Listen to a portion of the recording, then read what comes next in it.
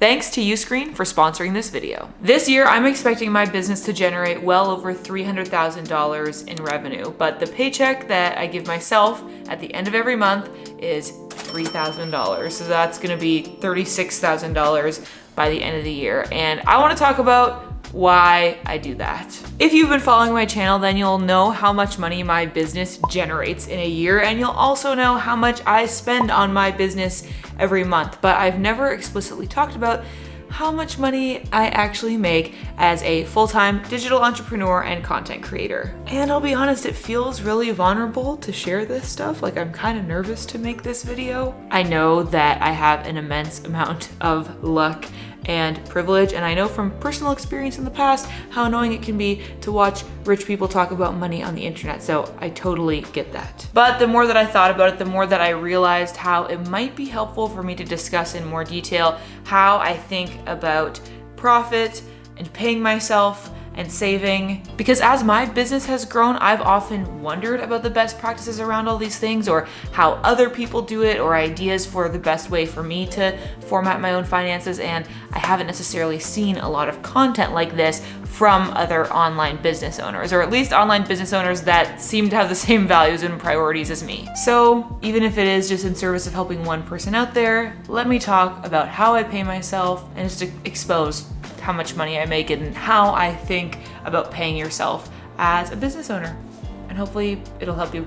Let's go. Before we can talk about this clearly, I think we need to define a few terms because the way this is talked about online can sometimes be confusing. Okay, so for starters, a lot of us will understand that the business's overall revenue doesn't equal the business owner's personal income, right? We understand there are expenses to a business. Okay, I made a whole video about that, we get it. But there's another component of this that's also important to understand, which is that a business's profit does not necessarily equal the business owner's personal income either. Now, this did used to be the case for me. So up until recently, I was a sole proprietor business, which at least where I live in Ontario means that essentially you pay personal income tax on whatever the profit of your business is, right? So your business's profit literally is like your income. But in September of 2022, my business had grown to the point where it made sense for me to incorporate, which essentially just means that my business and me are officially separate entities, which is kind of crazy. So basically, my business, Katie Steckly, the company, has its own income that it pays corporate tax on. And then me, Katie Steckly, the individual, also has my own income that I pay income tax on. So you see what I'm getting at here? The business's income doesn't necessarily equal my income. Like, I get paid, like I work for my company basically. The point of all these technicalities though is, despite what my business's actual profit is, I have to decide what to pay myself. Like, what is my kind of paycheck going to be despite the ups and downs of my business's profit? And I decided that that should be $36,000 a year. That's basically the stipend that I give myself for like living expenses on a month-to-month basis. And I'm gonna explain more about how I landed on that number in just a second. Now, obviously there is profit above and beyond just the $3,000 a month that I pay myself. And as the sole owner and shareholder of my company, I can decide what to do with that money. And there are basically three things that happen to it. And those three things are either reinvesting in my business, like the money just stays in the company and gets used for other projects. Two, I pay myself out in extra dividends, and that money goes directly to my retirement savings. And number three, I pay myself out in extra dividends, and that money goes directly to paying off additional payments on my mortgage. So as you can see by my charts here, obviously saying that I just pay myself $36,000 a year is not entirely accurate, because obviously all that extra money that goes to my retirement savings or to my mortgage, like that is paying myself, and like I have to pay income tax on that money and all that stuff. But in my own kind of personal finance mindset, I found it helpful to differentiate that from what I see as my paycheck, so that, you know, I just know it's never coming to my personal bank account. It's going to those savings avenues or whatever, and I'm not even gonna touch it. So as a business owner who gets to determine how I pay myself, I'm really fortunate to be able to kind of do that separation from the source. So it's like I give myself that living expenses paycheck, and then rather than what, you know, you would regularly do with a paycheck if you had, you know, a normal 9 to 5, you take that money and then separate it out to retirement, you know, whatever.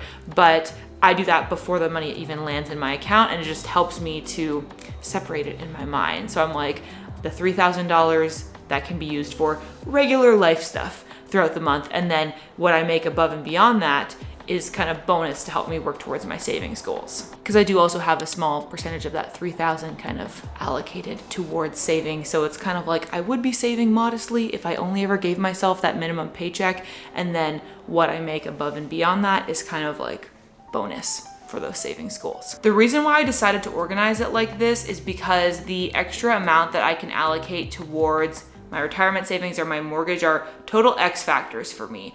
This is the biggest struggle that a lot of business owners have, is your profit really fluctuates. So how do you budget? How do you kind of plan on hitting those savings goals when you don't know how much money you're gonna make month to month? And so the way I decided to deal with that is to give myself kind of this minimum paycheck that I would use for life, small amounts allocated towards savings. So that's kind of like a worst case scenario where it's like, if that's all my business could afford to pay me that month, I could still do what I need to do. And then everything else is kind of bonus when I'm able to make those lump sum payments towards my retirement savings or to my mortgage. And I don't do that regularly. I kind of just wait till I feel like, okay, there's enough cash flow in the business, like I can make this transfer now. So the TLDR of all of this is basically, I know that I'm gonna pay myself $3,000 a month, and I can depend on that for my regular living expenses, and everything else is kind of bonus towards savings. Okay, now that I've laid it all out on the table and you know how much money I make,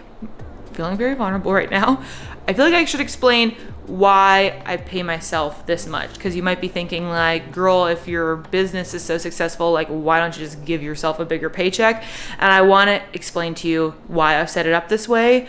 But it's a beautiful day out and I feel like I can't stay inside any longer. So let's go chat about it while I grab a coffee. Vanilla iced latte with oat milk, every time. So good.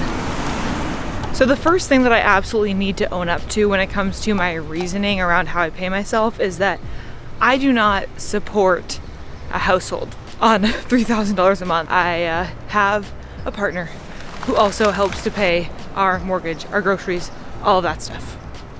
Okay, but actually I think it's really important to acknowledge the massive advantage that having a partner is financially. Whether you want to start a business or whether you're literally just both dealing in regular 9-to-5 like incomes, having somebody else to split your, mortgage, groceries, etc. with helps a lot. And I feel like a lot of creators don't talk about that. Like, it's really helpful to have a partner that does have a consistent income when you don't. And that's part of why I'm able to save so aggressively, is because the month-to-month expenses are not just covered by the salary that I pay myself.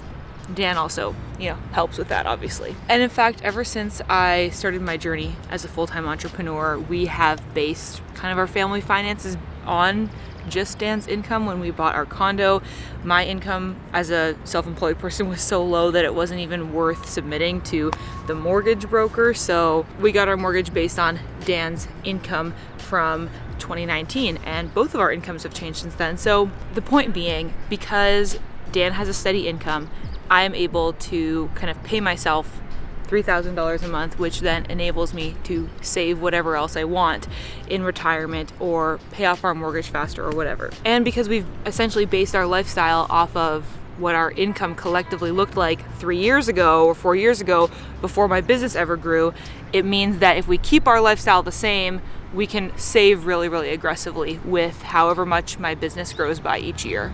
Which the lifestyle discussion brings me to the next point.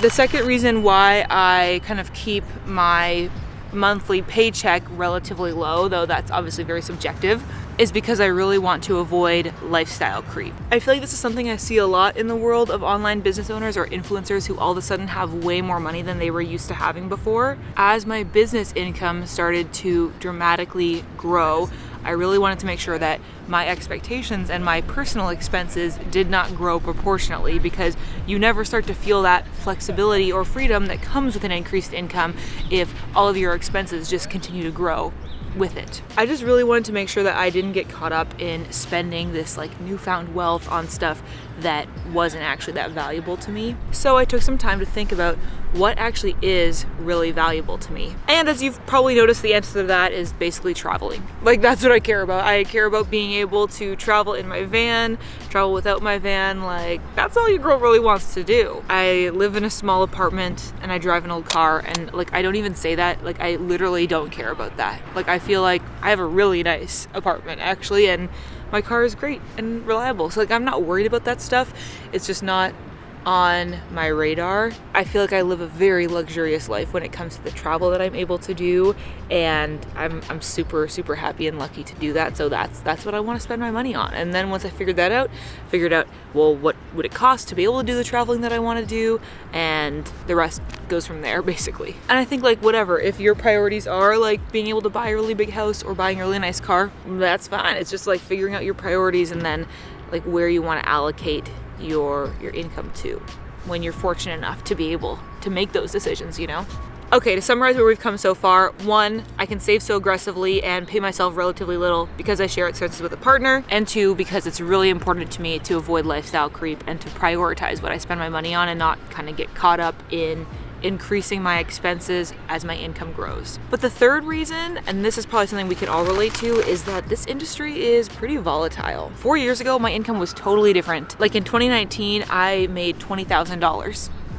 That was my income for the year, and that has obviously changed a lot. Everything in the influencer economy and like the digital business world can be so up and down and so unexpected, and we're gonna have to finish up because somebody is mowing the lawn over there. The point is saving as much as I possibly can within reason. Like, obviously I do enjoy life as well. I'm not like a fire person. Doing that's important to me because it insulates myself from any potential volatility in this very uncertain industry that I'm in. But here's the thing, really aggressively saving the majority of your income really is not the only way, nor should it probably be the primary way that you insulate yourself from the volatility of the creator economy. Including diversifying your savings, you should really be diversifying your income and creating more reliable income streams for yourself. One of the potential ways to do that is creating a video membership platform. So what is a video membership? Well, it's basically like creating your own version of Netflix. And you can do that using Uscreen. As a creator, you can offer exclusive paid video content to your members through your own branded desktop site or through your own branded mobile and TV apps. The opportunities for what you can offer your audience are really endless. It just depends on what's most helpful or valuable to them. There are successful Uscreen sites that teach cooking classes, host educational documentaries, have live and recorded workout classes, and more. This is the kind of business model that truly works for every niche. And to let you in on a little secret, I'm actually currently in the process of developing my very own video membership site on Uscreen. So let me know in the comments what you might want to see there. I'm thinking doing like exclusive, really in-depth tutorials. I've had a lot of requests for Premiere Pro editing tutorials, and I want to do like a whole masterclass on that. Maybe some behind the scenes vlogs, maybe even some exclusive Q&A live streams. We'll see. I'd be really curious to hear what you would find helpful. And one of the features that I'm most excited about that Uscreen offers for video membership sites is the community features. You can host really great discussions in there, gain feedback, get to know your members, and allow your members to get to know each other, which I think is super fun. And bringing it back to our financial conversation, a membership business model is really reliable recurring income. When it comes to brand deals or course launches or even one-off digital product sales, it's very, very hard to predict what your income might look like from that. But when you create a membership subscription, on the other hand, you have a very good idea of what kind of base level of income you can expect month to month. And that is super helpful as a content creator or a digital entrepreneur. So if you want to join me in also developing your very own video membership platform, then you can do so using Uscreen. Check them out at the link in my description. I seriously think this is one of the most underrated business models for content creators out there, so you're gonna want to hop on that. So check Uscreen out at the link in my description, and also stay tuned for more updates about my upcoming membership. Now, at the end of the day, as a business owner, a lot of this talk around allocating money and deciding how much you make is kind of a matter of semantics. On one hand, a lot of creators will tell you that they have a multiple six-figure business, but really what they're referring to is that their business's revenue before expenses is $200,000. And then on the other hand, there's people like me that say that I'm paying myself $36,000 a year, but in reality, when you count up all the savings that I'm doing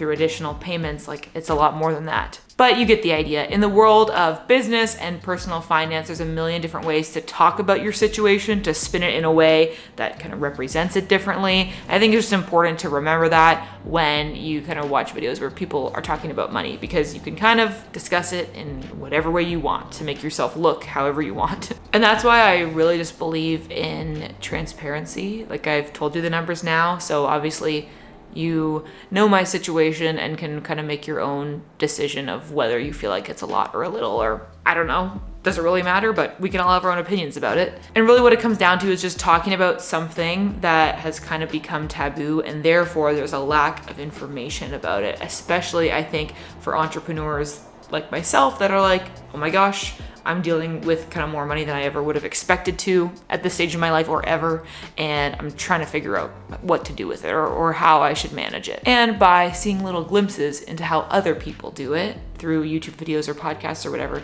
you can kind of get a sense of what direction you might want to take. So hopefully, if anything, this video has just given you one more idea of how you might manage your business's finances. And obviously it goes without saying, like, I'm not an expert. This is just my own personal experience, but maybe it was helpful or interesting to you. And I hope that you'll be nice to me in the comments, because it was really scary to make this video. But I personally feel really grateful to creators who have come before me that have made videos like this, that have helped me kind of formulate my own processes and ideas. Now, if you want to learn more about the finances of my business, to see what it looks like to run a social media marketing agency and be a content creator and what that cash flow looks like, then you can check out this video that I made where I talked about what it cost me to run my business every month. So you might find that interesting. And as always, thank you so much for watching. I hope that you're having adventures and following your dreams, and I'll catch you in the next video.